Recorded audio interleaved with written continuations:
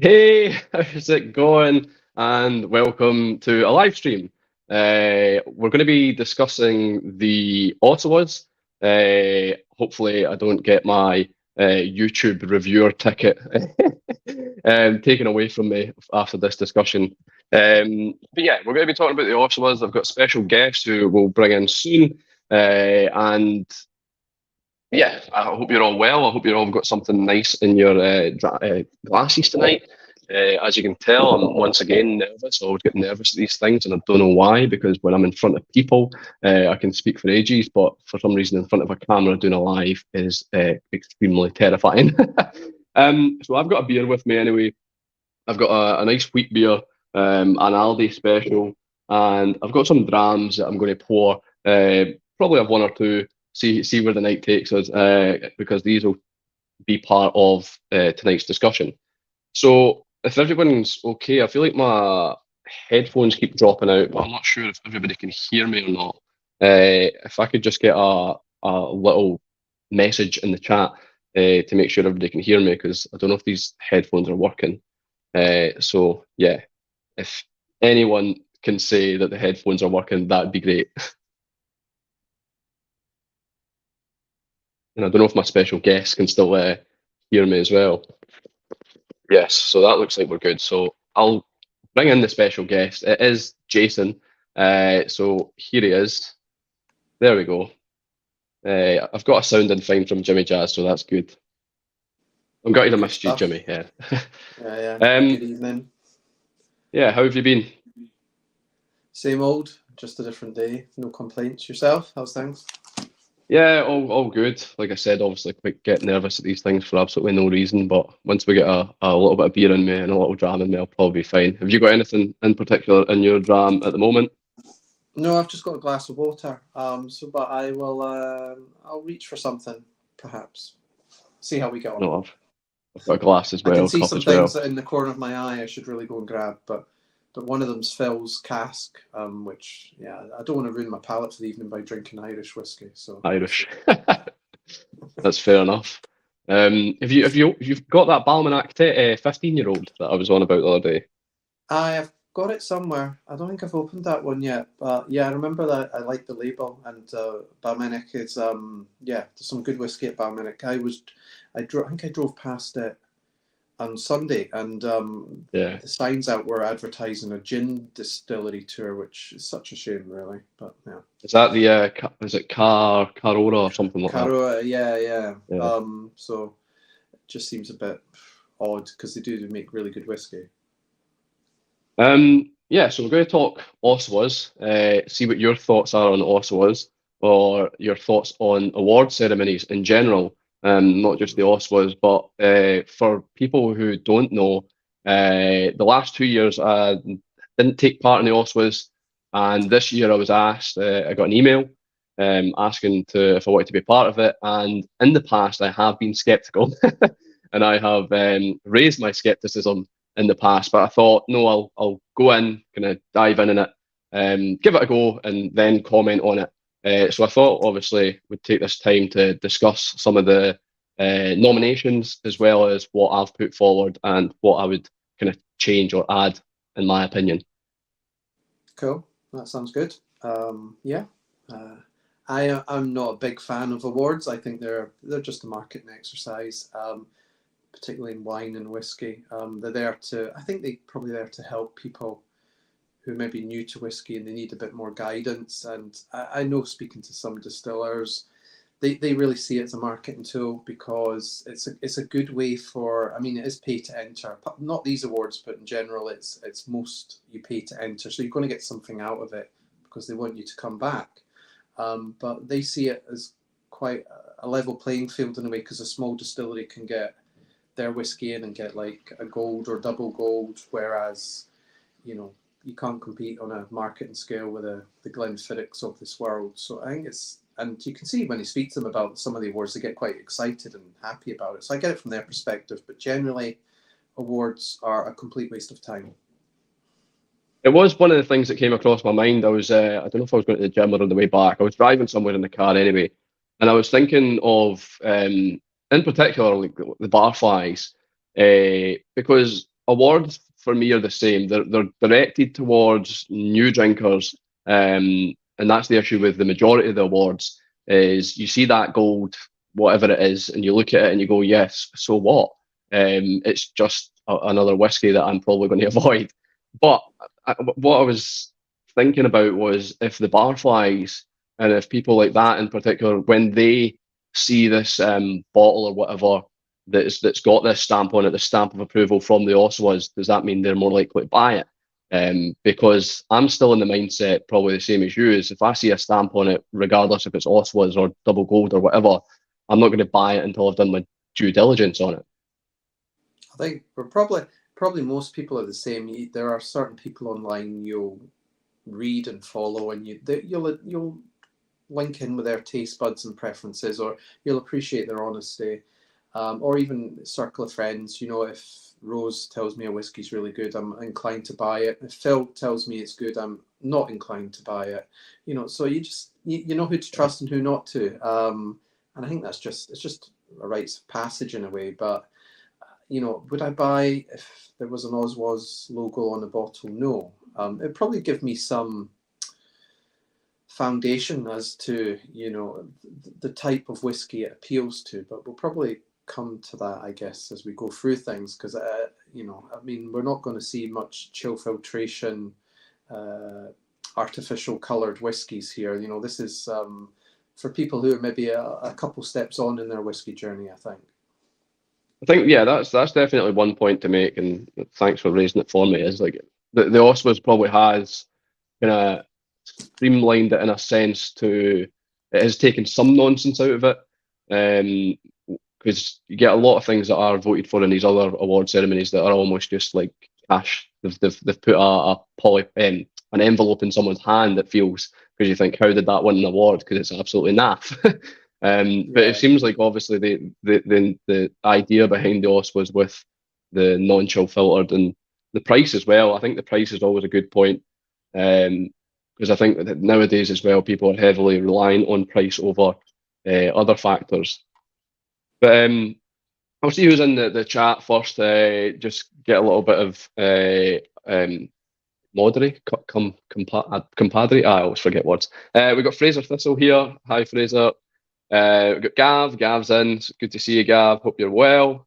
Got Andrew in. Andrew Butler as well. Yeah, I forgot to say, Gav, I just reviewed or just tried the Glen Burgie today. The port finish, and I was speaking to Jason about it as well. I wasn't too impressed, but I've seen your review and you were quite favourable with it. But that's fair play. For some reason, I just didn't really strike a chord with me. Craig Darling, evening folks. I'll be dipping in and out as I'm solo dad duty tonight. Yeah, we didn't think we were getting Jason. He's on dad duty as well, managing to share the responsibility though. Yeah, Jimmy Jazz. Good evening, whiskey folks. Still working, so nothing other than Diet Coke. That sucks. I'm sure we'll have some drams for you. And Jimmy Jazz is saying hello, Jason. So, yeah. So, yeah. I think it's probably best starting with, well, I don't know, what do you want to start with? Do you want to start talking about the nominations or what I've chosen? Well, I mean, do we need to even tell people what the OSWAs are, or how we became involved? I don't know. I don't know. I was thinking that, but I feel the majority of the people who will be watching will be either people who know about it or know enough about it. Is this its third year? Is that, or is it? Is its third year? Yeah, third. Okay. Right. So I don't think there's any point in really going up into too much detail about it, other than maybe the whole kind of motto behind it about being integrity driven, trying to be a little bit more reliable and a little bit more accurate, and an award ceremony or an award system for the drinker rather than for the drinker. So yeah, I don't think there's maybe too much going into it.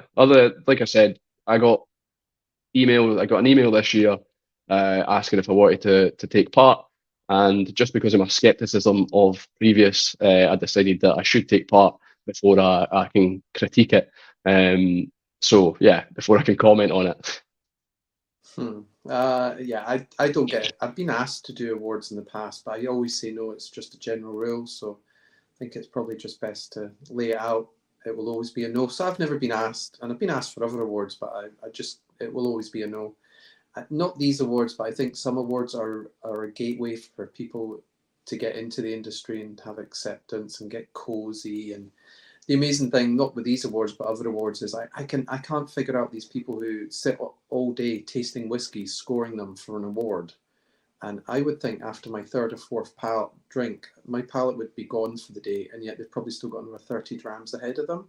It's just like physically impossible, you know. So I think there's a lot of skepticism around awards, and quite rightly, to be honest. Yeah. So the best way is to be quite open and transparent, and not treat it like a business or a money-making venture, which is probably where the San Francisco Spirit Awards go, unfortunately. So cool. So are we going to jump into the? Yeah, well, I suppose that is one of the things that I say about the OSWAs. At least it's not industry driven. It's more for people who are drinking, and they get to choose which what winners are. Yeah, I think that's obviously the goal. So we'll see how well it's worked. But yeah, so we'll go through the nominations first, I suppose. So I'll put this in here, and hopefully it works, and hopefully everyone can see it. I have. Yeah, Matt's just said, "Am I a skeptic or a troublemaker?" Yeah, probably a bit of both. So I'm going to have to full screen this because so I won't see the chat because I can't actually see that. It looks tiny on my screen. So I hope everybody can see it. So yeah, best value whiskey. Good game to can you name the bottles just from small pictures from a mile away? Yeah. Take your glasses off. Yeah. So I can go through them now easy. Best value whiskey is your first category. You've got Ardnamurchan AD, which is just the regular release. The Arran 10-year-old, the Bruichladdich, the classic, Kilkerran 12-year-old, Lechec 10-year-old, and Port Charlotte 10-year-old. Right. So yeah, okay. You've got two at 50% ABV and the rest about 46%, which is interesting. Yeah, I mean, I have major questions already based on these six. I mean, best value whiskey, should this be best value single malt? Yeah.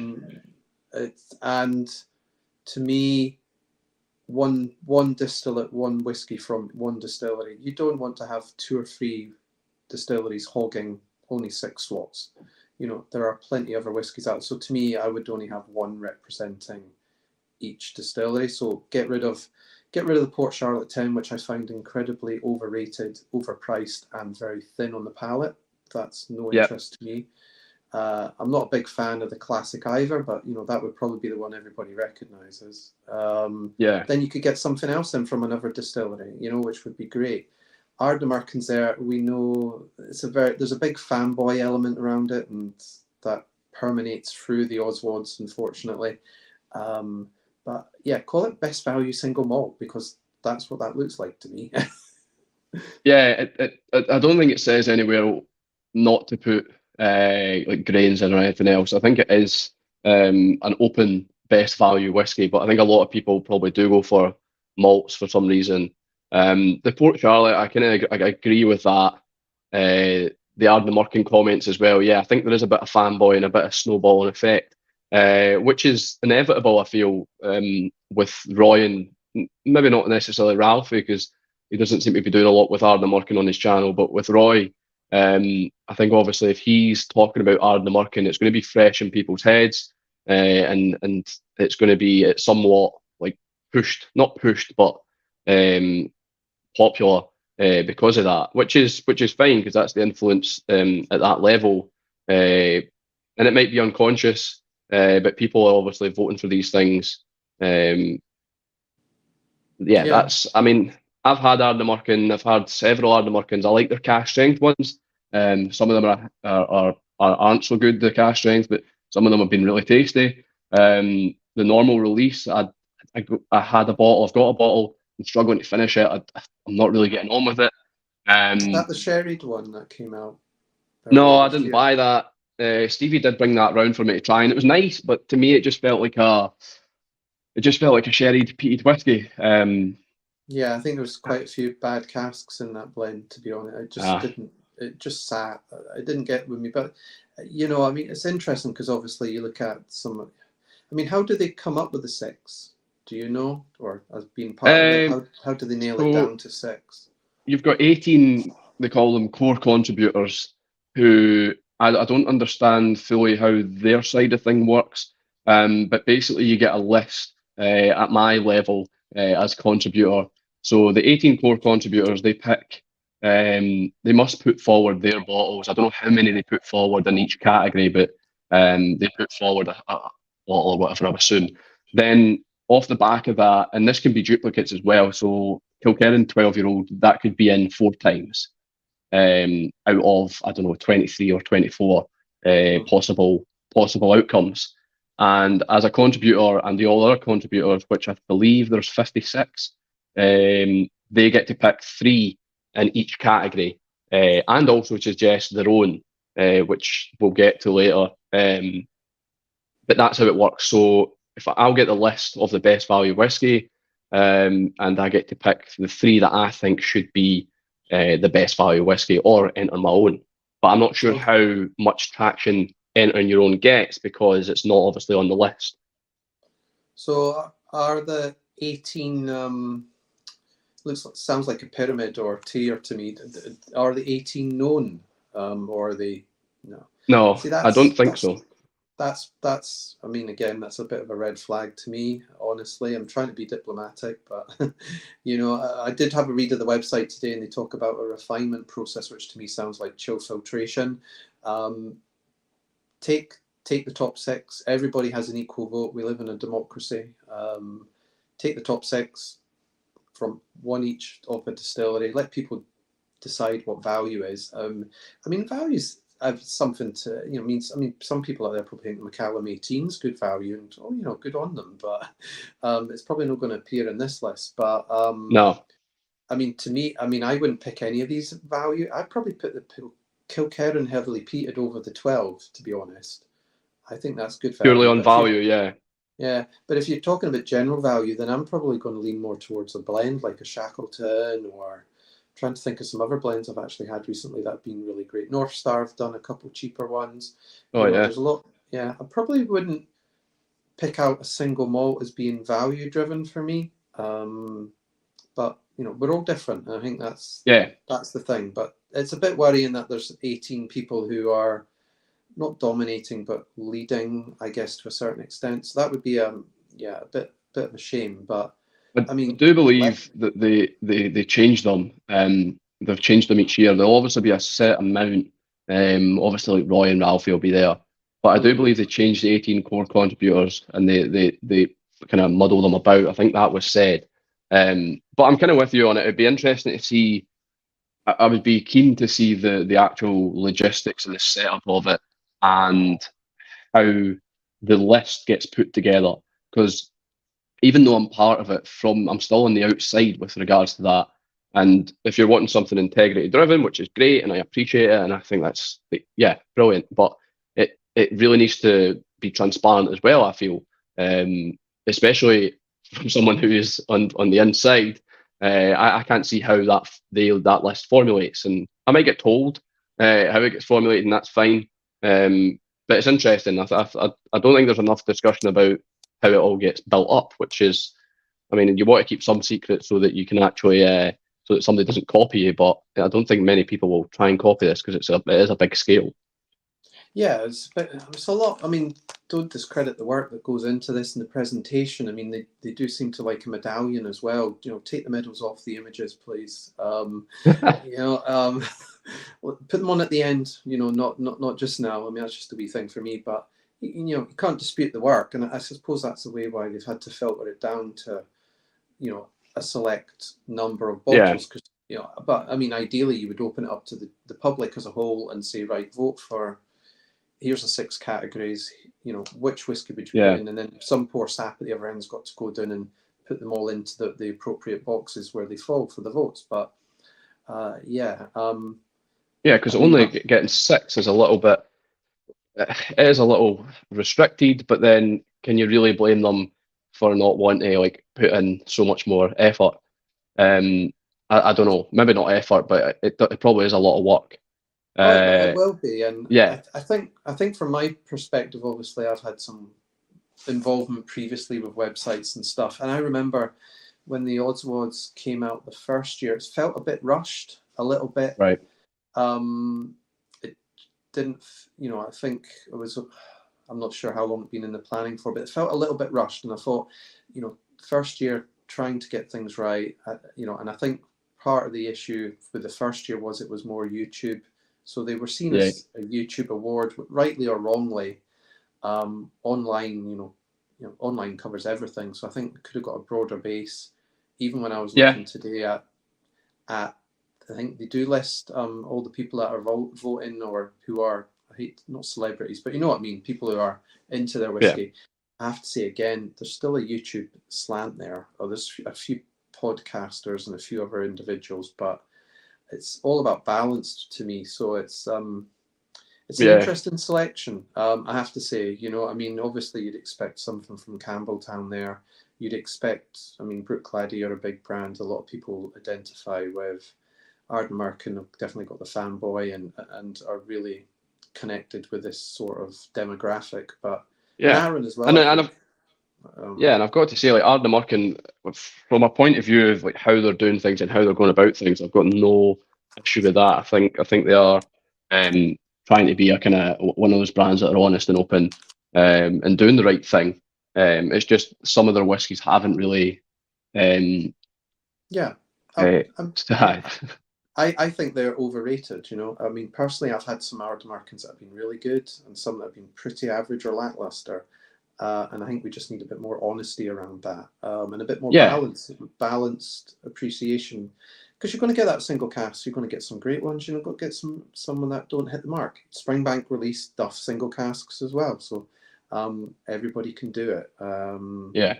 Yeah, but it's Um, so, sorry. I was about to sorry. say. I wonder. I mean, what would you have picked? What did you pick for your best value?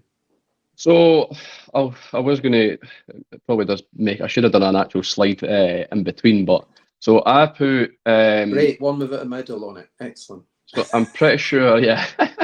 I'm pretty sure at my best value I put the SRV5. I did put Tomatin Legacy, and Hmm. to be honest, looking back, I was thinking maybe I shouldn't. It's maybe a kind of influence thing from external, nothing actually in what do you call it? Nothing immediate, nothing on purpose. Just a kind of getting caught up on the whole thing. But anyway, I do enjoy Tomatin Legacy. I've had several bottles of it, and How it much does has a it little go for soft spot in now? my heart.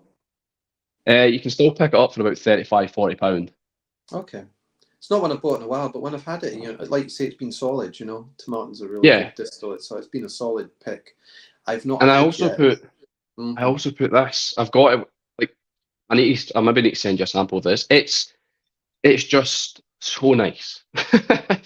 It's not like it's not outstanding. It's not going to blow your world away or anything like that. It's just I always describe this one as if I'm sitting on my couch where my shelf is behind me, and I can see it. And if I'm wanting a dram and I'm like, what the hell do I have? I go to this.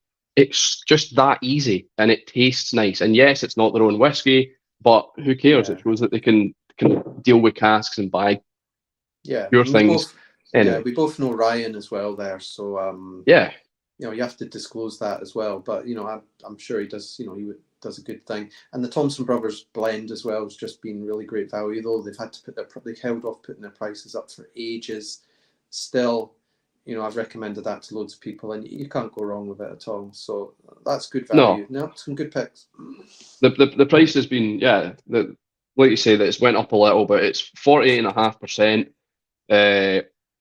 8-year-old with a statement on there, and I think just the whole concept behind it with the vatting process. I think it's like a great way to create a base product and have something that's solid and quite consistent. Even though it will vary, but it's still yeah. So there's a little bit of geekery behind it for people who like that. But back to these, Port Charlotte. I I've tried it. It's fine. I wouldn't buy a bottle. Same with the Bruichladdich. I actually don't think I've tried the Bruichladdich Classic, so I couldn't comment on it. But it doesn't really interest me to buy a bottle. Mhm. Kilkenny 12, yeah, it's nice. I think I agree with you with the heavily peated. The heavily peated, but maybe the variation thing there for people. And yeah, the Lechek and the Aaron, yeah, cool. That's yeah. So yeah, that's what I picked for mine anyway. Would you? What would you put if you had the choice? I'd probably pick a blend, to be honest. I mean, I guess looking at this list, they're looking to recommend things to people, so it has to be sort of a core offering. So you can't pick, Yeah, something that's not widely available or as a single cask. I mean, your Tomatin was a good shout. The Thompson Brothers is a good shout. I should have looked at what I'm pouring these days to get. I like the Shackleton, to be honest. I think yeah, you can get that for under 20 quid. I was having a Tamnavulin at the weekend with white wine casks, and that's always seems to be on special. And you know what? It didn't rock my world, but if I was in a supermarket looking to spend mid 20 quid, you'd probably be quite happy with that. To me, if you're talking value, it's something that's widely available in a supermarket, and I think several of those whiskies would not be available in the supermarket. yeah. I think that's the kind of the struggle with the people's choice and or the input from people like myself. Uh, some of the ones I choose maybe aren't supermarket and aren't available to everyone. And to be fair, this isn't one of the criteria. It's something that they want Mm-hmm. that is available to everyone and that can be kind of purchased at a decent price by everyone, and no matter what area you're in. So that's good. But yeah, I'm not too enamored with the choices here. It's interesting to let you know that the SRV5 was one of the ones that you could choose from. Um, so it was a choice and it could have been nominated. But yeah, the second is the best blended whiskey 2023. Now, I just want to jump in and quickly shit on. No, I was going to. I was like, should have swore. The Ardnamurchan McLean's nose, right? It's an all right whiskey again, but I've tried it. I've not bought a bottle, admittedly. I've tried it a couple of times. The first time I tried it was in good spirits. I was given a sample, and usually when I'm given samples that are free in shops, it makes me more likely to buy it because that's how these things work. That's the whole point. They lure you in. But I had the SRV5 and that Thompson Bros one, and I was thinking, why would I buy the McLean's Nose when I've got these two excellent alternatives? Because the McLean's Nose, yeah, it's not offensive and it's nothing. It's just there. For me, it's just a regular whiskey. But yeah, that's all I've got to say on that. The others, I really couldn't care about. The only one. So you've got the Chivas Regal 18-year-old. I didn't. Yeah, I think you said it. I didn't realize people were still drinking that. Quite stark It's, prohibition. I mean, this is a worrying selection for me. I would have to question the 18 or those voting. I mean, a vote's a vote, I suppose, but if I was to sit down in a pub with a bunch of drinkers and ask them what their blend is, their go-to blend on a regular basis at home, you could probably see the Black Label being there. You could possibly, for the more geeky end of that contingent, see one of the Thompson Brothers releases, but the rest of it, absolutely not on their radar whatsoever. Um, it, No, it does look like to me this one is influenced by the influencers who are influenced by the industry. So Dewar's, okay, that's a bizarre one. Cutty Sark's not really been a decent blend in a long time. Chivas, yeah, as you say, you see a lot of it, but nobody talks about it. And McLean's nose is fairly average. Um, but it's interesting that you've got maybe four widely available blended whiskies. Thompson Brothers is probably a little bit more limited, as is Charles as well. So um, it's quite an odd selection. And no Shackleton, which would be my pick. But also you would probably, I'm thinking if Loch Lomond do anything along a blend, or there's bound to be some other ones out there which I think would be a little bit better than Deers and Chivas. Interesting, very interesting picks. Yeah, I mean, like you said, the McLean's nose are average, but I'm glad that at least that and the Thompson Bros are there, because the others, I've not had Prohibition. I think I've maybe had a sample of it. Chivas Regal, I have had. I'm not bothered. Johnny Walker, I'm not bothered. I don't really go to that 40% ABV, which is um, it's just not something I'd be interested in drinking. And then the Dewar's double, like what? Where the hell did that? Who plucked that from somewhere? How much is it? That's 120 quid. Not for me. Yeah, I mean, there's alarm bells there, but if you're open and transparent about the voting and everybody involved, then okay, that's the votes. At least you've got 6 selections from 6 different blenders. It's maybe the people I'm speaking to, but I only like the people I speak to. There's only 2 of them that I know that get drunk. From my kind of circle. I don't have, yeah, maybe the Prohibition. There's a lot of people who talk about Prohibition, but I don't know where these came from. It's interesting to know that McLean's Nose had 6 inputs into the list. So that had 6 entries. So I don't know how that works, but like I said, it's duplicates. You can't put all your 3 votes into the one, but then it does take up some sort of space and ratio to the other whiskies. So that's interesting. But I'll show you what I put, what I chose. And to be honest, I won't lie, I don't drink a lot of blends in that sense. You end up drinking a lot of teaspoon blends, and I don't like calling them blends. But there you go. Now they're just single malts, to be fair. Yeah. So I voted for the Thompson Bros. I've had a bottle of it, and I've got another one full on the shelf. I think it's great. It's not. I prefer the SRV5. Not gonna lie, I think that's just a bit better. I put Wee Mongrel LBD as one of my choices. I don't think this is teaspoon. I think it's an Edrington makeup, but I was kind of struggling with this one because, like you say, you want to put something that's available, and that's obviously the whole point in this, something that's readily available. And these things aren't necessarily they aren't available in a sense, but I can't vote on things that are available when I'm absolutely not going to drink them just because they're available. Yeah, and also that's, as you said, that's Wee Mongrel haven't really put that together. They've just bought the cask and bottled it, and there's just a fair bit of that Edrington stock going about. Trying to think, Cadenhead used to do some really cool blends. Campbelltown Lock, that's a great pick. Yeah, I mean that's good value, and you can sort of buy it now, which you couldn't at first. Yeah, I think that's for the next jumped ahead. But yeah. So yeah, I put Wee Mongrel. Yeah, like I said, Edrington, but it's one that I've drunk, and I think I had batch 1 and I've enjoyed it. So yeah, I voted with my heart and my taste buds. So is there anything? What would you put in that? I'm going to pour some SRV5. I'd be the Shackleton. That's one of the bottles I always have. It's under 20 quid sometimes in the shops or on Amazon, and other retailers no doubt sell it as well. But for value, and I'm not saying it's a great whiskey, but it's just got enough. Sometimes you don't want to assault your taste buds with complexity. I was a big fan of the Creations range, which you could get fairly cheap.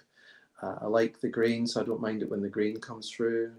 So I'd probably lean towards that. I can't find myself recommending a Diageo blend, unfortunately.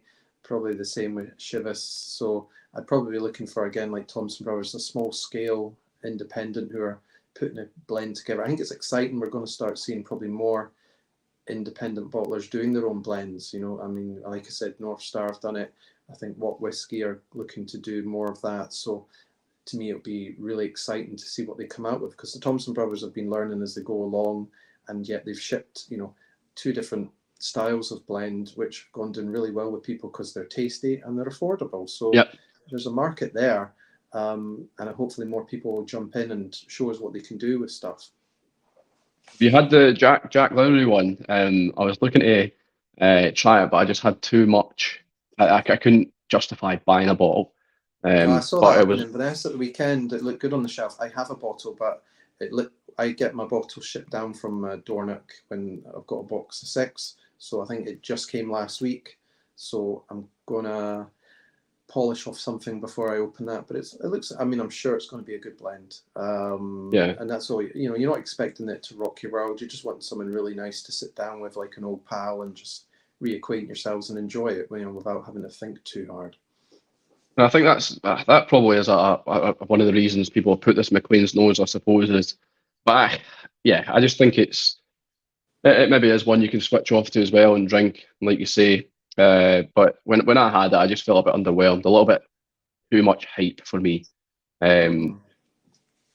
So number 3, best blended malt. So you've got, and this is, I'm quite surprised. I'm actually astounded that there hasn't been more Douglas Lane in here. And not necessarily because it's all good, but I do like Douglas Lane, and I've had several that I've enjoyed. The Timorous Beast 18, which I think is just teaspoon Dalmore, but they do have some good stuff. But I'm surprised because I expected more Douglas Lane. So you've got Big Pete. Yeah, we sat many years ago in a Speyside Festival, sat through a Douglas Lang tasting, and the first hour was a presentation from the ambassador about their brands and the company history. And I think we still have the emotional scars for having to endure that. But I agree, they do good stuff, and actually they do have a strong history of doing good blends. So I just don't like sometimes the branding and the forward nature of it all, but a lot of people are big fans of the different versions, like Rock Oyster and, you know, all the stuff they put together, which caters for different segments. So I think they do a good job, and of course they're an independent, so it's good to see them on the list. Yeah. So you got Douglas Lang's Big Pete, which is incredibly priced at £40, it seems. Cheaper than the Goldrons for some reason, maybe because it's Campbelltown. But you got Douglas Lang's The Goldrons, Campbelltown Lock at £40.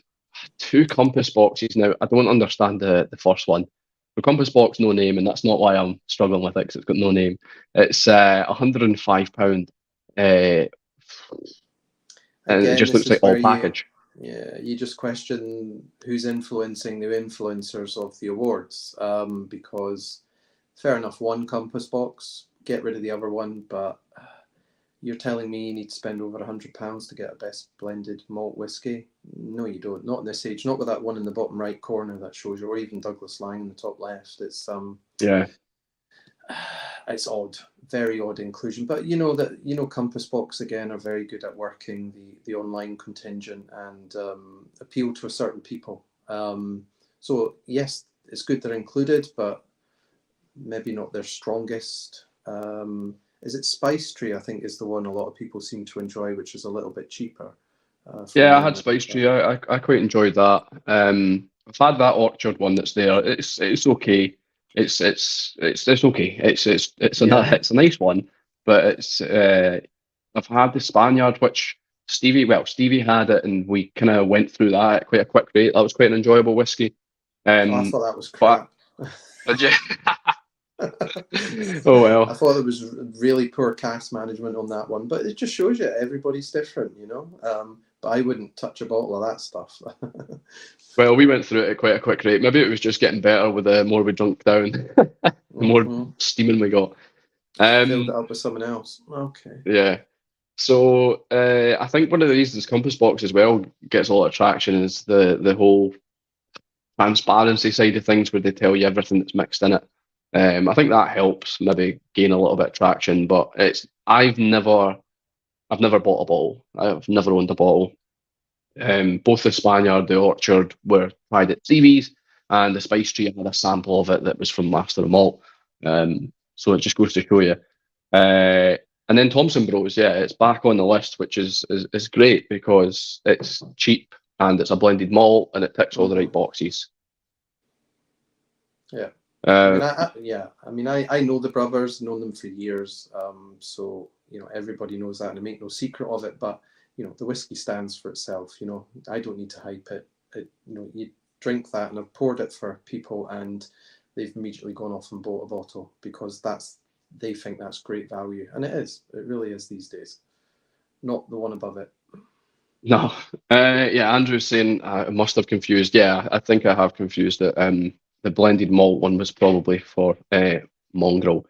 Uh, Gav's also said, and he has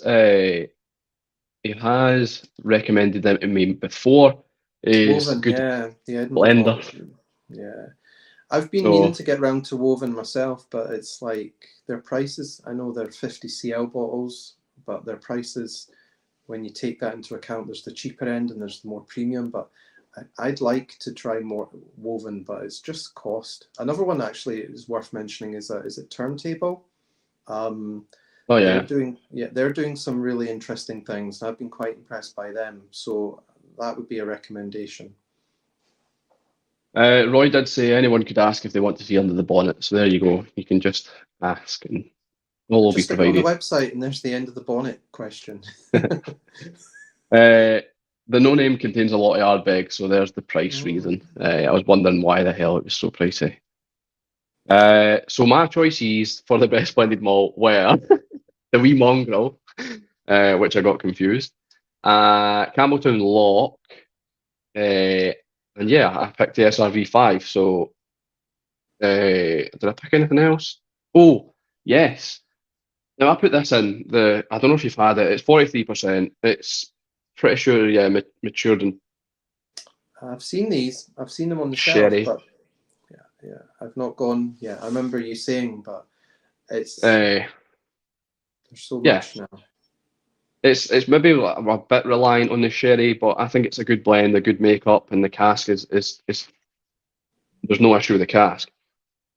I might have a wee dram of that because I've not had it in a while, but it was. I think I got that for like £38 or maybe less, and it's quite readily available. So yeah, I added that to the list. Uh, yeah, that's what I put. Anyway, you should try it. I'll maybe see if I can get a sample of that and the Seven Tons to you. Oh, one day we'll find the time Meet for up. sure. Just try these. Sit down one evening with some of the guys and have a laugh. Aye. That's what whiskey's about. But yeah, Uh, interesting selection. Oh, here we go. oh yeah. So the one you were, I think, most eager to speak about, the best non-malt whiskey, and I'll probably leave the discussion to you because I picked nothing. I didn't choose anything. I didn't even put my own down because I really wasn't sure what this list was. Now, let me just double check the description. Best non-malt. So there's more than one of a kind of whiskey. This category is open to all grain types, excluding single malt. So you've got rye, corn, wheat, and anything else is included, opening up many other styles of whiskey, including bourbon. Um, I don't drink a lot of bourbon. I don't drink enough bourbon to pick. Mean, I had someone sent me, I think it was green spot or yellow spot or blue spot. It was one of the spots, 7-year-old cask strength, and it was delightful. But it was only a sample, so I cannot comment on this. But Yeah, I mean, we can, yeah, I mean, this seems like a bit of a catch-all category. Could you imagine being one of these bottlers? You've won best non-malt whiskey to 2023, and they're probably like, "Eh, I want to win best bourbon." You know what I mean? Yeah, it's an odd selection to me, an odd category and an odd selection. I mean, what does that tell a new whiskey drinker? You've got Scotch grain in there, you've got Irish, you've got bourbon. the bourbons. You could have, something from even further remote, and you can get Chinese whiskey now as well. So, I mean, there's all sorts feeding in there. So it feels very confused. I get there's probably good motivation behind trying to appeal to a wider audience by including bourbons and Irish whiskies and all sorts of things, but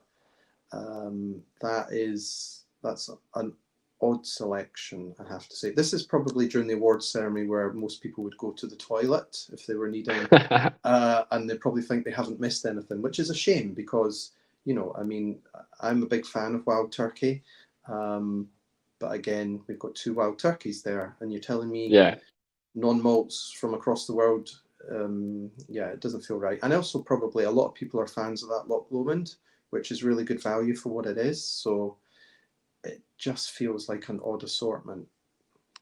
It'll be interesting to see. Is it Darney? Is it a Fife?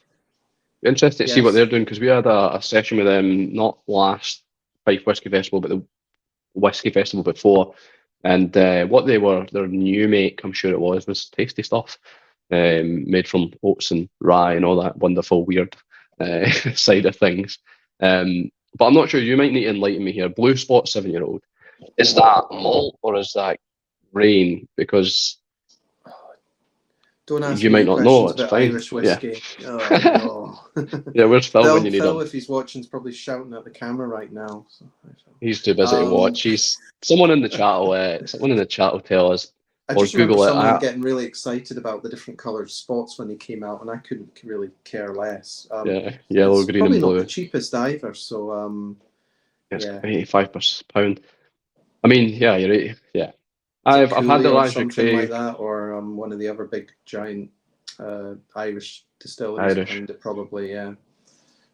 Yeah, I've had the Elijah Craig, and don't get me wrong, it was a nice bourbon. That's just not something that I'd go and purchase myself. Jack Daniel's single barrel, never had it. Wild Turkey, both of them. Maybe had 101 in a cocktail, but actually the rest I've not had. And the list was mainly bourbon, which is why I felt I could not really comment on it. So yeah, there was a couple Loch Lomans in there, single grain, and then the single grain peated. But yeah, I actually didn't comment on this one. I skipped it. Oh, getting ahead of myself. Is there anything you would obviously it would be great to split the categories, maybe have like an Irish one, kind of. But I think they've got a world whiskey one. I could be wrong. Yeah, I mean, my question would be, what are you hoping to achieve with this category?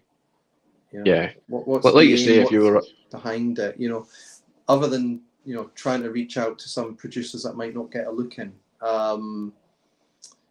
Yeah, because if you were a bourbon producer or bourbon producer, however you want to say it, I always say bourbon for some reason, like a dick. If you were a bourbon producer, then you probably would be a bit disappointed getting best non-malt whiskey.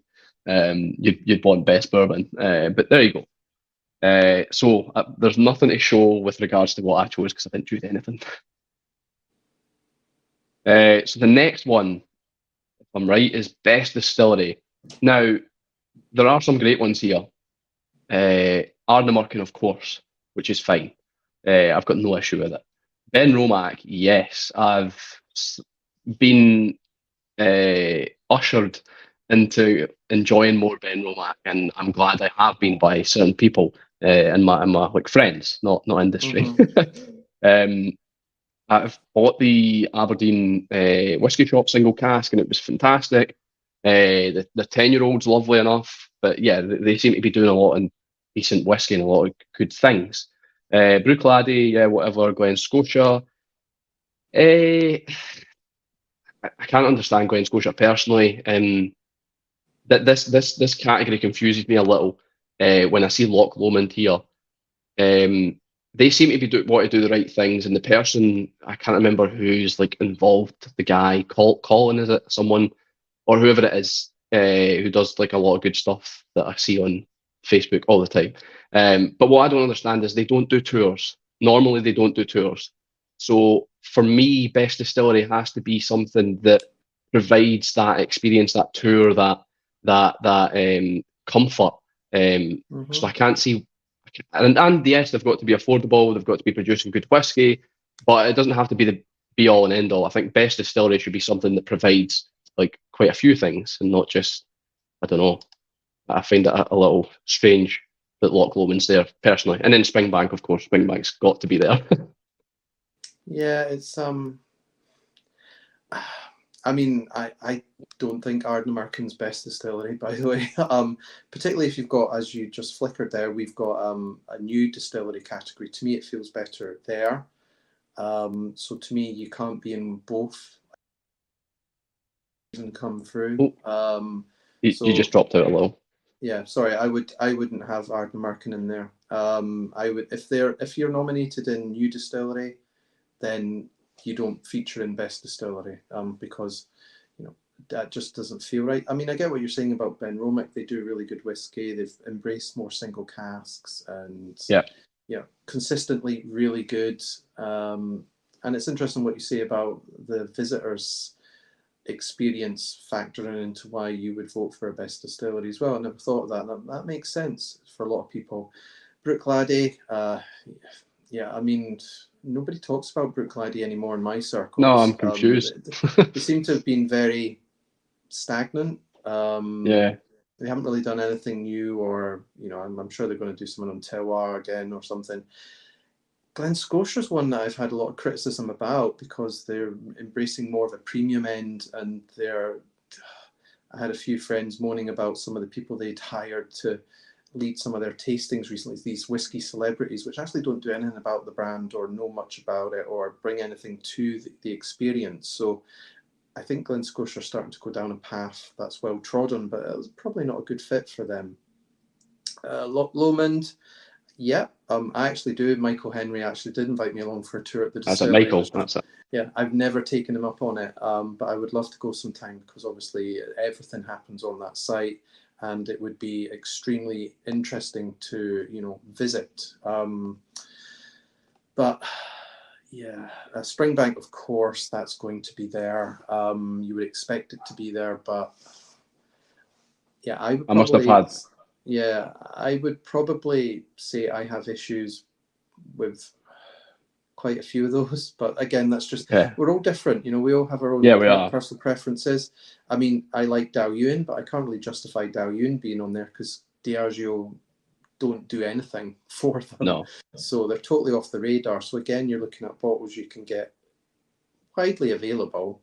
But I think a criteria I would bring in here is if a distillery is owned by a corporation, then they can only have one nomination. So that would free up the space because obviously you've got Glen Scotia, Lomond and Glen Scotia. But I think that would be good to do. But interesting. There's no Diageo distillery there at all. Given the or Chivas. There's none. Yeah. The reflection on the actual whiskies chosen. But yeah, so I must have said Colin because I was thinking of Colin Hendry. Good player. Scott. Yeah. Well, we a little tangent. We actually, when the Tabes guys travelled up north to Eight Doors to visit Ryan for his birthday, we bumped into Colin Hendry in a Thurso pub. So yeah, that was quite interesting. But back to the whiskey. Which producers are bringing the best experiences in 2022? Typo. 2023 is what they've put the category as. Many are committed to available and affordable quality, while others chase what the market will stand. We celebrate the former. So that's the kind of criteria you're voting against. And I was looking at them. One of them was Edredauer, and I almost clicked Edredauer until I thought about it more, and I thought the last time I went to Edredauer, the last two times I went to Edredauer, you can't. They've locked it off. You can't go in. So what's the point? So what I voted for, if we add this in here, I voted for Springbank because every time I've went to Springbank, I felt welcomed. It's felt good, and their whiskey it's going up in price as well as everything else is, but they're trying to remain at a decent value. I actually put Old Pulteney. And this is going to seem weird because I don't own a lot of Old Pulteney whiskey, and it's not a whiskey I buy. But my main reason for picking this is we had a distillery tour. The tour guide was Daniel, just to give him a shout out because he was incredible. And the tour was just brilliant. The whiskies that they gave us were standard. It was the 12, the 15, the 18. And I don't think there was anything else. But the tour itself was just such a good tour. And maybe that's all to do with the tour guide, but I felt personally my best distillery of 2023, because I visited it at the arse end of 2022 in December, had to go to Old Pulteney. So I picked Old Pulteney, and I also snuck in 8 Doors, of course. And the same reason again, not because I'm friends with Ryan, but because what I believe they're doing, their direction they're going, and obviously they're not producing yet. Or maybe I put this under New Distillery. No, it was definitely under the best distillery. I should have put under New, but I picked 8 Doors because once again we had a tour. Ryan done the tour, and Ryan is incredibly knowledgeable, regardless if he's my friend or not. He knows his stuff. It's the reason he was headhunted for this distillery, for a new distillery, and being basically at the helm of the distillery. So yeah, that's what I put as my choices: was Springbank, 8 Doors, which is probably a little guilty pleasure of mine, and maybe shouldn't have put it in, but Old Pulteney as well, and that's my reason. So you can see why I am confused that Loch Lomond's in there, especially when their criteria is best experiences. Yeah, I guess this one shows a lot. Again, these distilleries know how to play to their market, and that resonates with some people. But Springbank are so strong at the moment on many fronts. Ben Romick, yeah, I'd have to really think about which one I would put as best distillery now, because I try not to have any allegiances to best distilleries or any distillery. I think it's now's just such a great time for whiskey and variety. Why do you need to limit yourself to a single? Blair Athol. I got a bottle of Blair Athol at the weekend, but I haven't opened it yet. But that would not factor on my list immediately, shall we say? Yeah, no, I go through phases of kind of rattling distilleries. Blair Athol being one. I think it's a bit, then, it gets a bit fanboy or fangirlish. You can see why people do it. Oh, this is my distillery. You got the T-shirt. You've got, you're totally in sync with everything they do. You're excited. Fair. I mean, you've got people who are mad on Lefroy, all the Isla distilleries.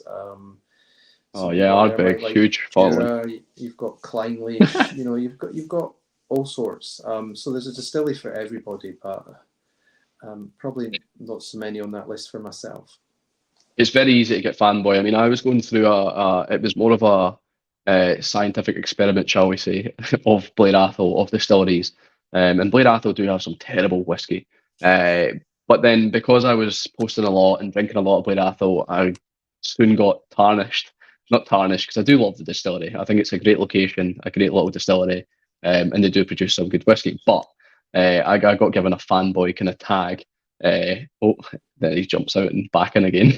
Yeah, I got a Blair Athol fanboy tag, but it's just because I tend to buy certain whiskies and try them. It's the same with bottlers. I've done it with the single cask for a while, and Thompson Bros, and ones that I enjoy, I'll continue to buy. But anyway, that was my justification for being a fanboy. Okay. Okay. No problem. The best new distillery. So yeah, I probably should have put 8 Doors here. Yeah, Ardnamurchan. So the criteria for this is, I believe, the last 10 years. Yeah, founded in the last 10 years. And you'll be surprised to know that in best distillery, Ardnamurchan had 3 out of the possible 28. In the best new distillery, they've got 7 out of 25.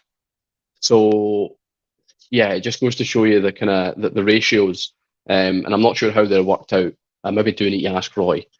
But yeah, we've got Ardnamurchan, Bimber, Isle of Raasay, which I think is a decent pick. Kingsbarns, it's never at the risk of upsetting. Is it Doogie or Donald? I get some terrible with names.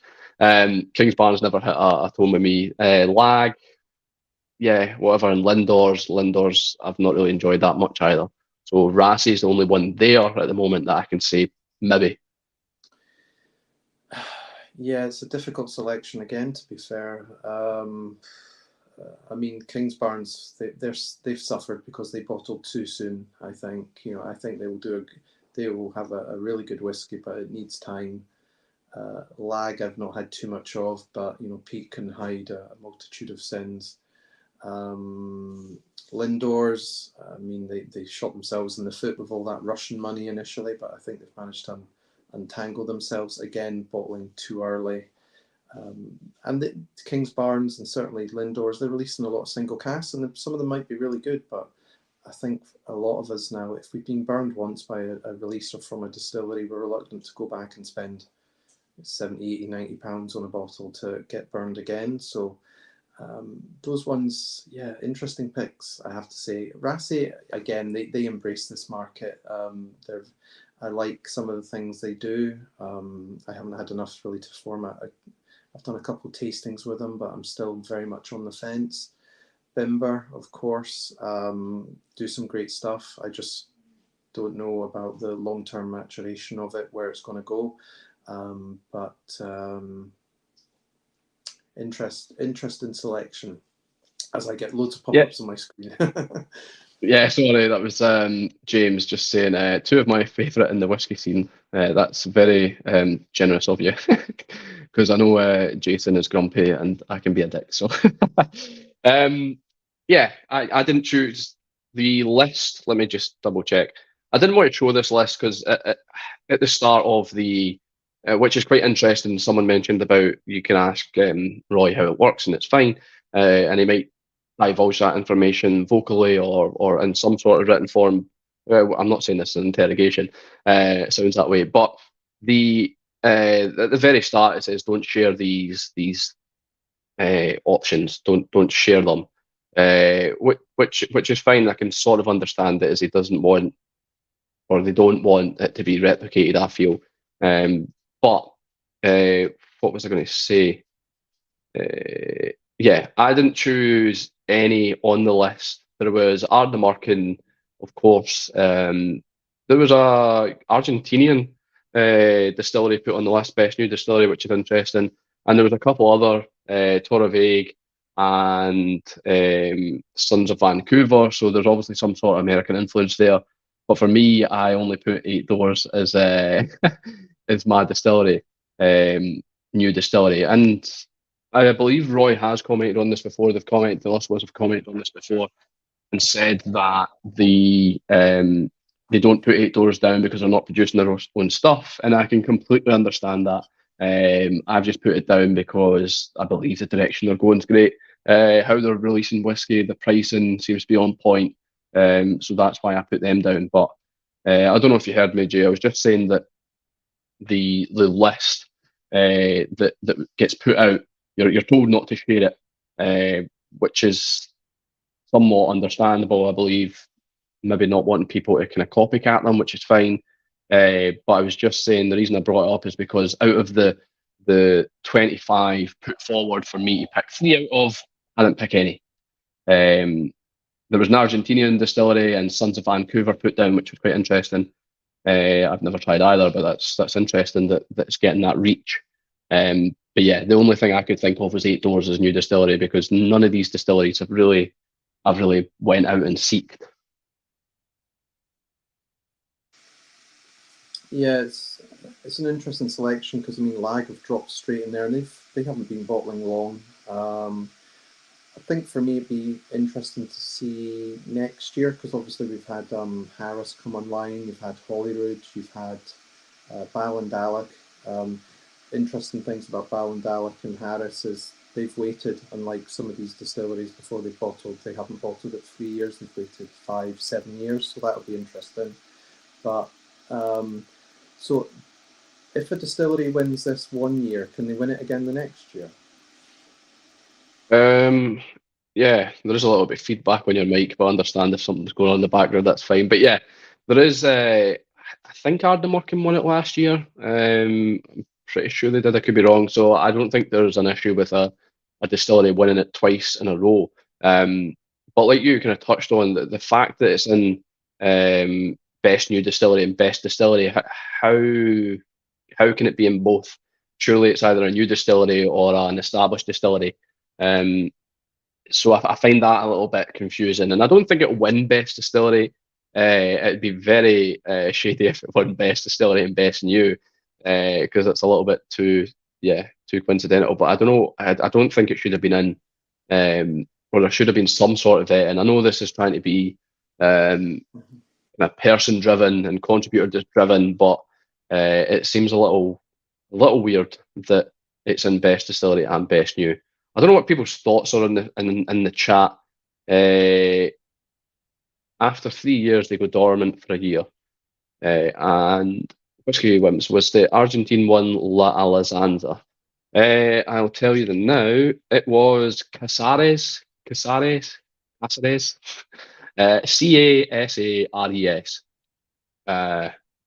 So yeah, it's a little weird that the distillery's in twice, but it'll be interesting to see what people's thoughts are on that, and maybe I know Gav's had a few Ardnamurchans. I know he got the Roy ones.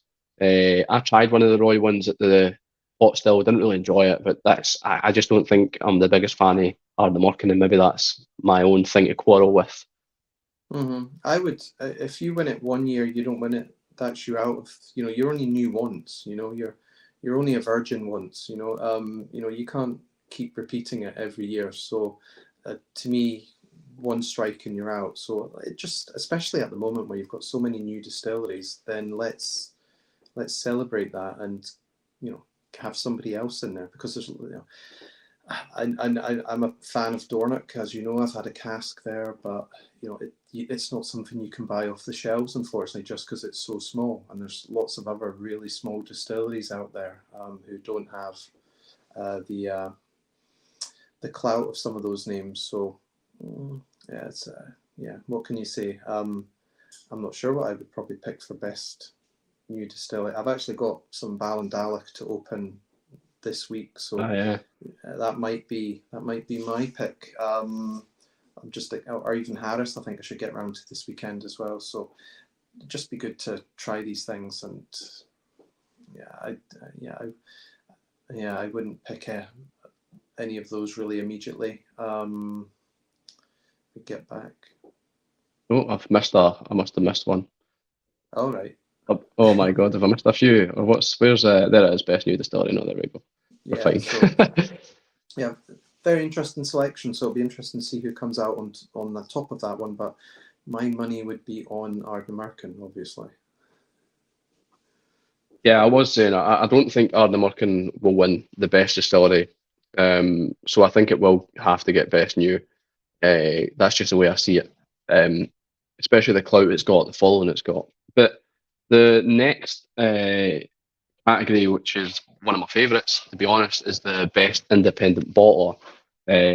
So we've got Cadenheads, Gordon MacPhail, which I can sort of understand, maybe not agree with too much, but North Star Spirits, yeah, fine. Signatory Vintage, of course, as well. SMWS, not that enamoured with. And then Thompson Bros, of course, which I do believe should be there. So I agree with at least half of them. I think this possibly is the most competitive section for me, because there's so many independent bottlers of all shapes and sizes out there. You've touched upon Gordon MacPhail, who have really chased the premium end, and obviously they're shutting their doors on the independent bottler scene, although they have an inventory that is the best of anybody. So they'll be around for a bit. So that's interesting that they've made it through, perhaps more of a name, I guess, amongst some people. Cadenheads, obviously, I'm a big fan, so I won't comment on them. North Star, I don't know. I really was enjoying North Star, and then a bit hit or miss recently. So, but I think they are trying to move more into blends and sort of unusual selection. So that's great. Signatory, again, it's a shame they closed the shop at Edrodower, because that was a really good place to get it. But I mean, even Signatory probably haven't been bottling as much, because I think, Whiskey Sponge has been buying up, he's been bottling a lot of their stuff as well. So that's an interesting one. Thompson Brothers, I think, fantastic bottlers, and also the price, that they really do try to keep it affordable, because they want to sell their stock to move on. I would mention Watt Whisky, or another one, obviously, that I know quite well, who are, I think, consistently, Mark and Kate, are picking good casks and not charging the earth for them. Scotch Malt Whisky Society, well, I just find them very sporadic. Casks are picked to fill out turns, which is the wrong dynamic. They're not picked because they're at their best, or they showcase something great. And some of the finishes I find very dubious and off tangent. So I mean, I was at a preview tasting, so you had about 20, 30 of the Outturn there. You know, I was obviously spitting a lot and not drinking it, but I have to say I maybe only came out with 2 whiskies, and one of them was a rum actually, that I thought were worthwhile, and that's quite a poor hit rate to me.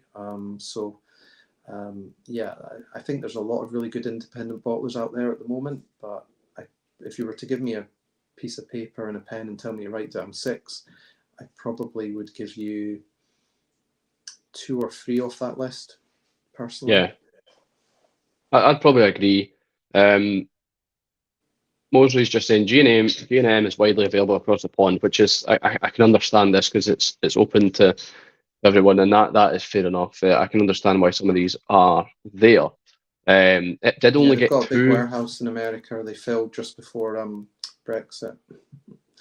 and then Gav's saying, "Wonder who I'd vote for." Yeah, it'd be interesting to see what everybody's votes would be for all these categories. But Cadenheads, yeah, I know you're feeling for Cadenheads. I know Gav's. I'm not as close with the Cadenhead guys. I try to be because they're a good group of guys. Not for any other reason, of course.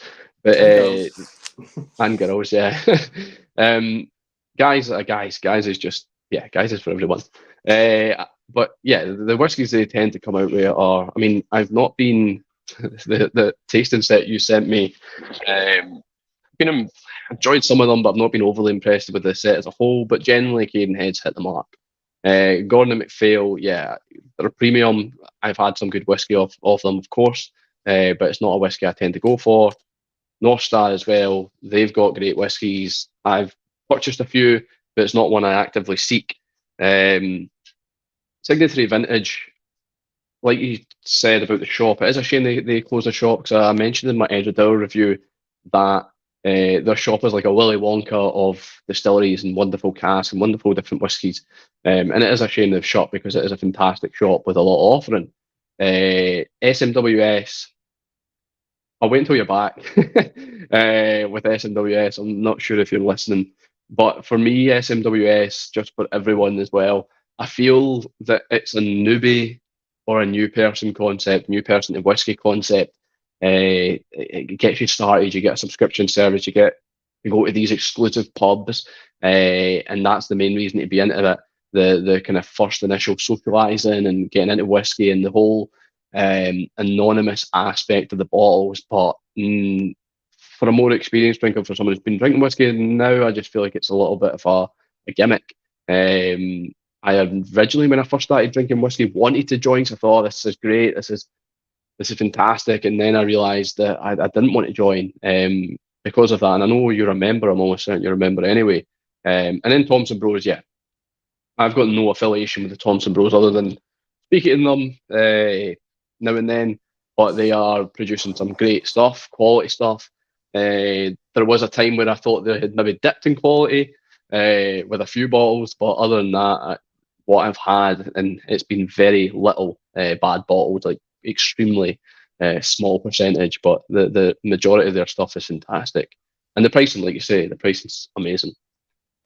Yeah, I think they really do care. You know, I mean, if you know them, they are whiskey people first and foremost, and drinkers, and that comes through. You know, because like you say, it's very rare that you'll get a bad bottling from them or a finish that maybe doesn't work. And Yeah, you know, I think more power to them and bottlers of that particular level who are, you know, compared to your Gordon MacPhails and probably Cadence. But I mean, Cadence have gone through a lot of change recently, yeah, good or bad. You hear all sorts, but I think, you know, I mean, I was down there recently and they've done the courtyard and nice bar area and the warehouse tour I've heard people moan about. But, you know, the days of super cheap 20-plus-year-old whiskies are gone now, you know, so there were some good selections on the warehouse tour I did, and generally even I think the Outturn I'm just finishing reviewing, I think is probably the strongest this year. Some really good cracking drams for under 80 quid, which if you go with that logic, you're probably thinking, well, Malt Society, Signatory, North Star, and Gordon MacPhail really sometimes fail to touch that price point. with some of their selections. So to me, Think, they've yeah. got a good balance of they're trying to finish well, which I think the Malt Society don't do, No. and they're trying to offer a reasonable price because I think they've always been seen more of a value bottler. So I'm a big fan, and they've always been part of my whiskey journey. But I still won't limit my opinion if they bottle something that's not so good, like the Jura, which was 5 out of 10. Yeah. It's just the way it is, So again, I think there's probably some other independent bottlers that could have got on the list, but it's such a strong. It is. I'm looking around my shelf, and it's just reminded me that I've not got it on my slide here, but what I picked was Thompson Bros for the independent bottler. I picked Signatory Vintage purely because I have had some amazingly cheap Stoshers from Signatory Vintage, and they've always hit the mark. And I have had other Signatory vintage whiskies that have been good. The kind of black tins, they are more expensive, but they've always been quite tasty for me. So yeah, Signatory Vintage was up there, and one that's for some obviously Caden heads. Don't need to describe that, but one that I put as a choice. I don't know if I actually submitted it. Was Whiskey Broker.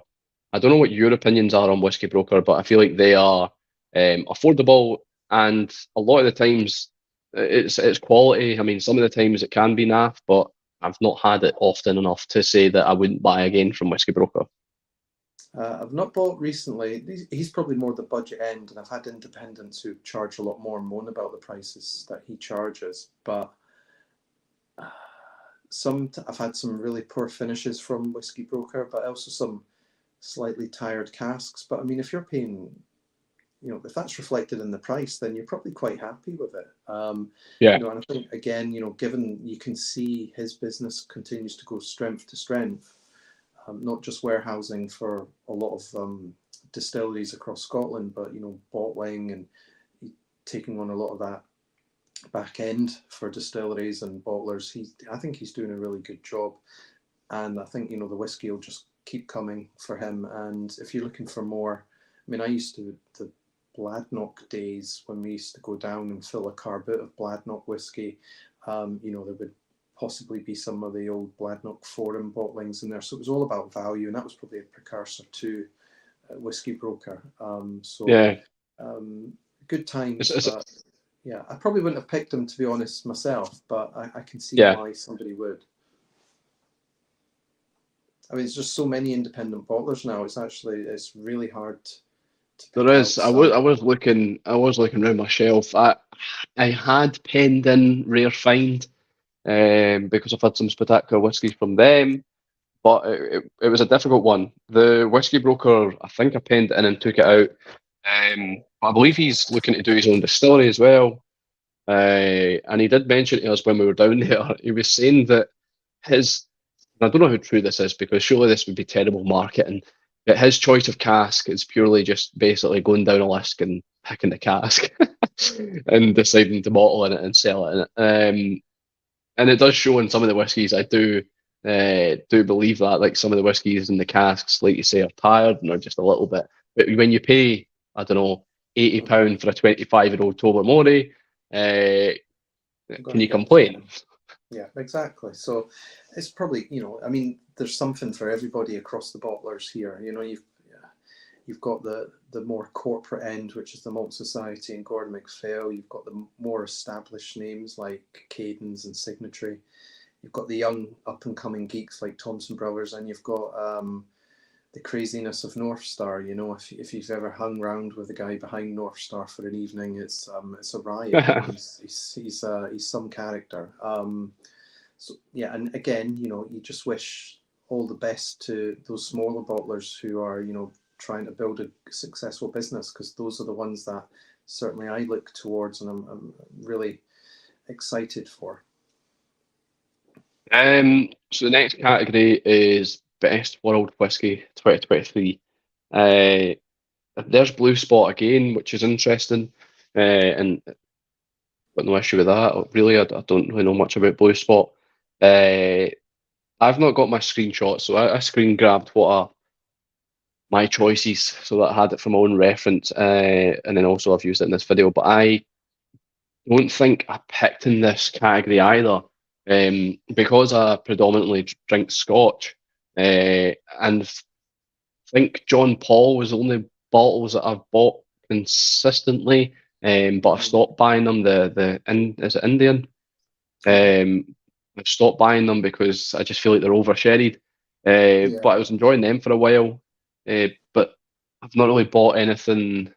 Yeah, I've not really bought anything outside the UK, to be honest.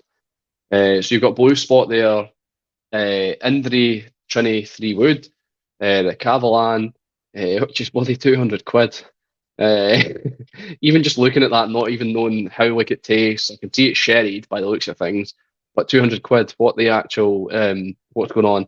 Nika, which are they have they went through the process of being Japanese whiskey fully now, or are they still basically stolen Scotch whiskey? Powers Mm. John's Lane and Wild Turkey Rare Breed. So yeah, I can't really comment on these, unfortunately. Yeah. To me, this is what I mean. This just underlines the non-malt whiskey category, just how pointless that was in a certain respect. This is the one that your Blue Spot and your Wild Turkey would want to win because it actually means something. Yeah, But yeah, I get Cavalan. I think the Malt Maniacs went through a period of being in love with Cavalan because it was just really heavily sherried, and a little bit one dimensional and over sherried, in my opinion, but that's just me. Um, I would say, I mean, I had a really good cadence. I've bottled some really good Indian whiskey of late. And I mean, Powers is really good stuff. If you get the chance to try it, try it. You know, I you'll be will quite surprised. keep it in mind. You know, it's actually drinkable for an Irish whiskey, which is great. So you've had, and then of course Wild Breed, yeah, definitely. You know, Rare Breed, sorry, Wild Turkey, excellent, Yeah, excellent stuff. So again, there's a batch variation there, which might be with most of them, but I would. That one's a tough one to call. The Cavalan does seem a little bit out. Uh, you know, yeah. that seems more of a premium, but it's interesting that one made the list, shall we say? But So when again, you when you look at some of these, if I see so if you look at that £200, the Elijah Craig 115, whatever, but you can see the odd one out. Like the Compass box there, £105. The Dewar's £120. Like these seem to me, these should have no part in being here. um, Maybe that's just me being a little bit skeptical, a little bit too pessimistic, but the pricing of some of these are absolutely terrible.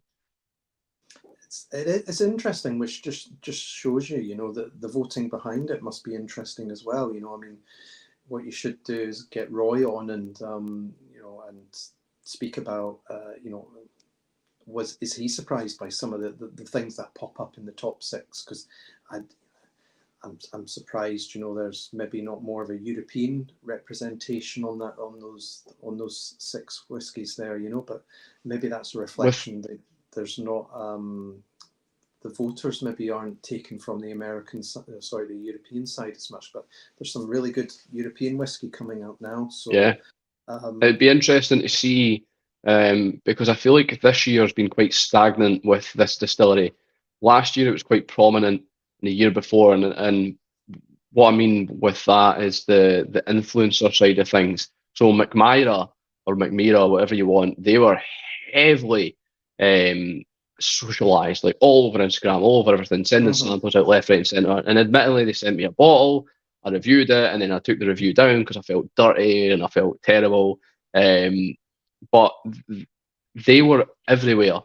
So it'd be interesting to see if they are somehow in the 2021 OSWAs and the 2022 OSWAs, but I'm surprised that they're actually missing from this. Although it does make sense because I feel like I've not heard McMyra mentioned at all this year. And don't get me Mm, wrong, I had the Grand Tea or the Grand Tea, whatever it is. I bought it myself and I bought a second bottle because I enjoyed it that much and thought it was that yeah. funky. Um, but I it's think they're a really interesting distillery in terms of the way they distill. the layout of the distillery, the way they mature casks in different cellars and environments across the country. And I think I forget her name, but I think she's one of the best blenders out there by far. So I think they have had a little bit of financial difficulties in the last 18 months. So that maybe is why they're not on the list. But yeah, again, you've got some really, really good Scandinavian whiskies out there. So yeah. Yeah, I'd be Stevie let us surprised. try. I don't know if it was a Dutch whiskey. Uh, I can't remember the name, but it was all right.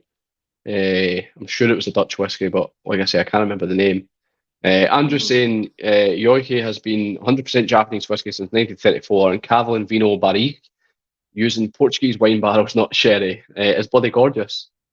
So, and Andrew's had a lot of good whiskey. I don't know if you know Andrew or know of Andrew, but it's interesting. Would you say, Andrew, whilst you're commenting, would you say it's worth the £200 price tag? But yeah, if it's a gorgeous whiskey, it's a gorgeous whiskey. Uh, but it's just interesting that it's so different from the rest of them. It's off by it's off by £150. Hmm. Which is maybe to its detriment when it's put on this category as well. People will be thinking, well, why is that so much Mm. compared to the rest? But no, it's quite a yeah. You could debate that selection certainly for a while. So it'll be interesting to see which one comes out on top. I couldn't honestly. With other ones, I could kind of guess. When there's Ardnamurchan marketing involved, I could kind of guess. If they'd done a best world whiskey, then I could probably say that that would come out on top. But here, I've got absolutely no idea. I couldn't Yeah, tell you because I just don't know the category enough. yeah. I think maybe Powers a wild turkey, but wait and see. Slide 9, right. This one, again, you've got Port Charlotte in here, which has already been in the lineup, which is whatever it is. You've got the Ben Romack cask strength. I don't know if that's just the standard one, unfortunately. I don't know about that. But the Buna having 12-year-old cask strength, it is nice, it's tasty. The Glen Scotia Victoriana, I've had this at so many festivals, and I just can't. I don't understand the hype. I don't like it. I prefer there's other ones that I've preferred from Glen Scotia. When I go to the table, and they've got their little samples out in that, and they've got their little selection. I always try the Victoriana because everybody raves about it, but I just can't align myself with it. The Lechec 18-year-old at £85, is that the right price? Because I know Probably it Distiller, is, but yeah. is it? The Stell are charging a lot more.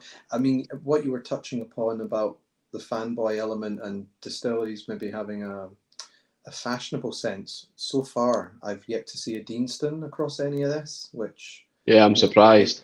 they were that big a couple of years ago. I know that since Ian left, they probably haven't been hitting the high, and people came into them later. But they were getting a lot of hype for a while.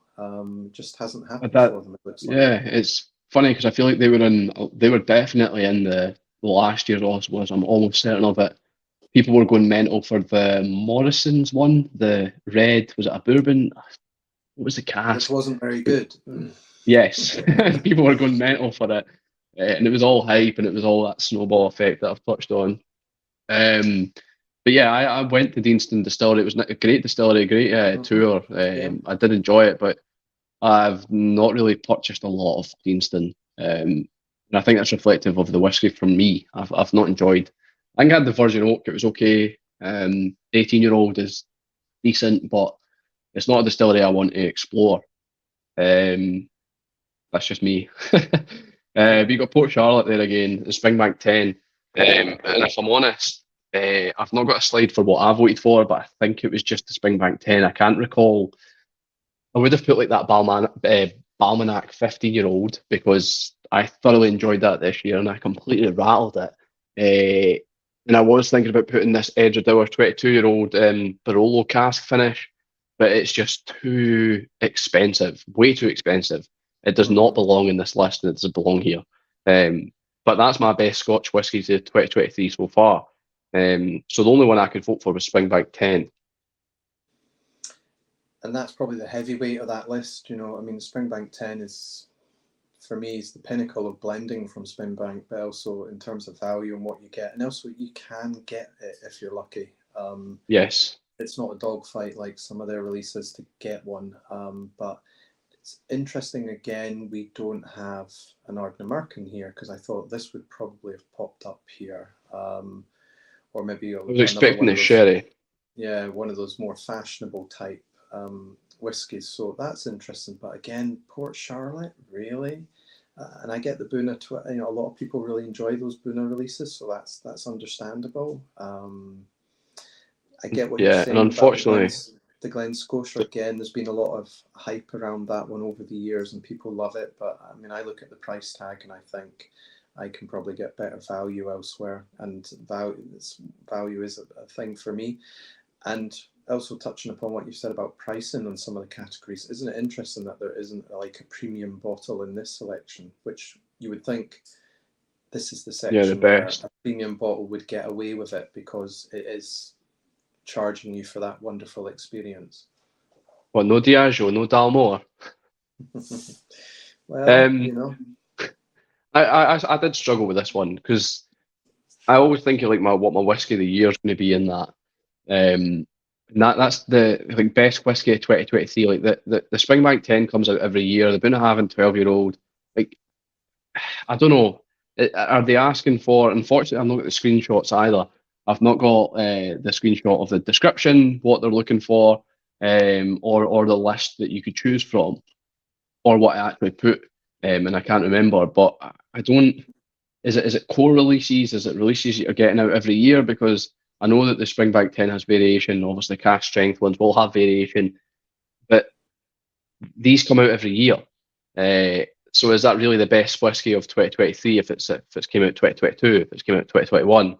That's what I'm trying to get at. So I don't know what the actual description of the category is. I'd need to double check if I could find it. yes. I mean, it's all relative. I mean, you've got the Jim in his Bible who proclaims the best Scotch every year, and yet he hasn't tasted them all. And it's a difficult one. But to me, if you were to ask me which of these bottles I would always have on tap, as it were, in the house, and always look to replace when I could, it would be the Springbank. Some of the others just would not even compute in my list. It's interesting, someone there going on about the Port Charlotte, Yeah, whereas Willie. I think Port Charlotte, no, I think I can get, I have better single casks from Kalila. Although I must say Kalila's going up in price now from independent. So if I'm looking for a good peated dram, I'm probably going to lean more towards an independent bottling rather than a distillery core release. If that makes sense. Yeah, I suppose it's where you are. Because Willie's saying there, plus it's findable. So he voted it for the money as the best of the bunch. I would have to disagree with that, Willie. I do feel the Springbank 10, and I've always been an advocate of Springbank 10 over the 15. I feel like the 10 just has the edge for some reason. That's just me. Obviously, they vary, but I've always found the 10 for me has been the stronger one or the more pleasant experience. But the Port Charlotte, 15's, yeah, the 15's more of a hold on to your pants. We're going to take you on a ride, and you just don't know where it's going to go. I think the 15's they're licensed to maybe cut loose a little, so it can be thrilling, but other times it can be a bit of a train wreck. But yeah, I think consistently, I think the 10's probably the one they put the effort into to make sure it's yeah, hitting the high that notes. that that's their staple whiskey, if you will. Mhm. Um, like I said, we touched on Ben Romack. I've had Ben Romack cash strengths. They have been good. They've been having 12. Out of them, it's the Springbank for me, and I don't think I put anything else. I'm looking around my shelf trying to think like what I would. But for me, like my shelf is just consisting of independent bottlings, and there's not one independent bottle here. So when I seen the list, like I said, I've not got a screenshot of the list to determine what's actually on that list. But when I seen the list, I don't think there was any independent bottles on there, Yeah, which is a shame because I feel like independent bottlers can have the best Scotch whisky. Like they could. they could. I mean, if they find a magical cask or they come up and they blend something, they could. It's interesting again, we don't have any Glenallachie so far, which is another brand that has embraced this market, and you hear a lot of people falling, raving about Glenallachie, and I just look at them rather confused. All the wood But finishes. yeah, it's odd, but it's really interesting to see what comes out. The cream of the crop, as it were, from the demographic involved here. These six, it's quite an intriguing collage of whiskies, for various reasons, I suppose. But I have to say, probably you'd only find me with one of them, but we're all different. It's good to see they're all over the 46%, or at least 46. I mean, the lowest one's the Lechec at 46.3. So that's interesting to see. I don't know if people's palates are changing or what, because it feels like best Scotch a while ago would be a lot less. Or maybe that's just some other awards. Yeah, I'm probably against the trend. I have no problem with 40 or 40% whiskey if the price is right, and there are distillates that can handle it. I think people do get up in arms sometimes, get their knickers in a twist about it being 46% natural colour, chill, non-chill filtered. At the end of the day, it's what's in your glass, regardless of the strength and the colour or whatever, and what you paid for it. And if you think it's fine, then it's fine. But I don't think it's like everything has to be 46, otherwise it's not valid. And yeah, we're trying to get away from those behaviours, I think. So yeah, it's interesting. People do like a stronger dram looking at this list. Yeah, it must be the times that we're in. I was actually discussing this with someone at Glasgow Distillery, and I was saying that the Glasgow Distillery, the way, sorry, not the Glasgow, the Clydeside, the whole fact that Yeah, the Clydeside was built on this dirty industry, it should be a hard-hitting, heavy ABV dram, but it's just so lackluster, which is a shame.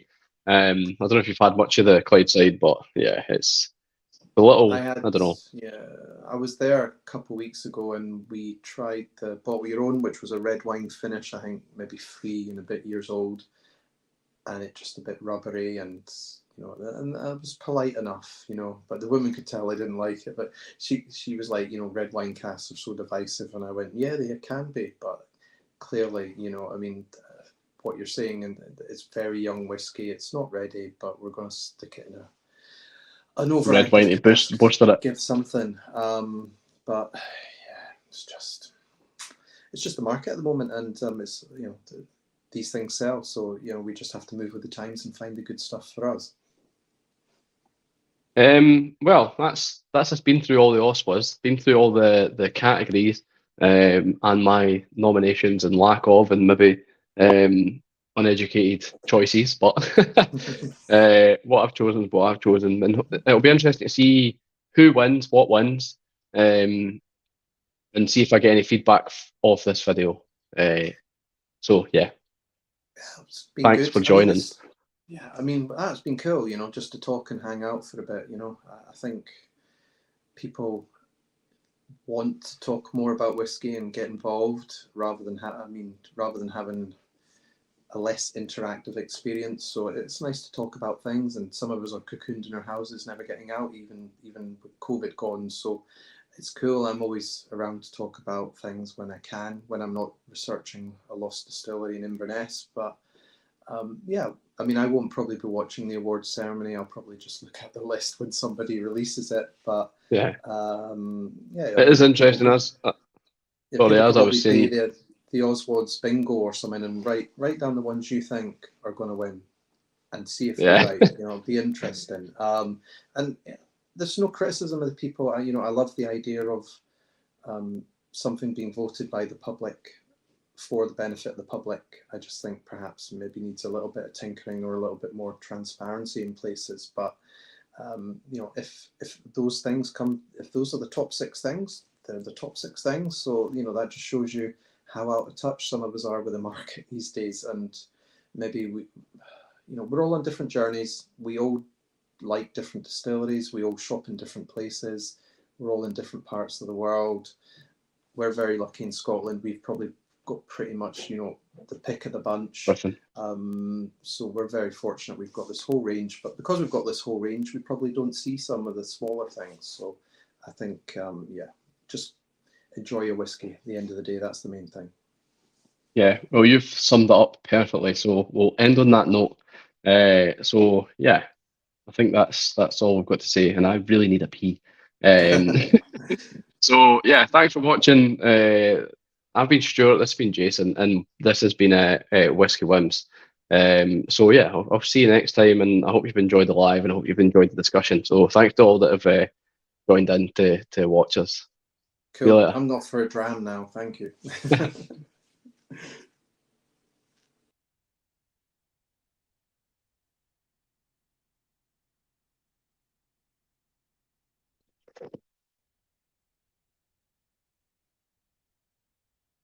So, there we go.